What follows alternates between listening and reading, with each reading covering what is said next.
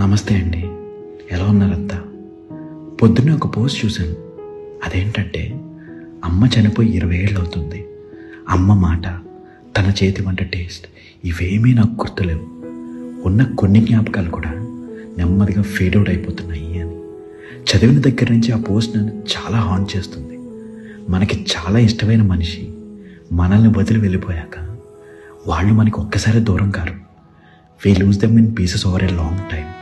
వాళ్ళ నుంచి మెసేజెస్ ఆగిపోతాయి, కాల్స్ ఆగిపోతాయి, వాళ్ళ మాట వినిపించదు, బర్త్డే విషెస్ రావు, వాళ్ళ స్పర్శ, మనకెంతో ఇష్టమైన వాళ్ళ స్మెల్, ఇలా ఒక్కొక్కటిగా మిస్ అవుతూ they are gone forever. వాళ్ళని మనం చూడగలిగేది పాత ఫోటోగ్రాఫ్స్లో మాత్రమే. మేబీ అలా మర్చిపోవడం అనేది it's a sign that we are healing. Life has to move on కదా. మర్చిపోవడం అనేది ఎంత మరమో అంతే పెయిన్ఫుల్ కూడా.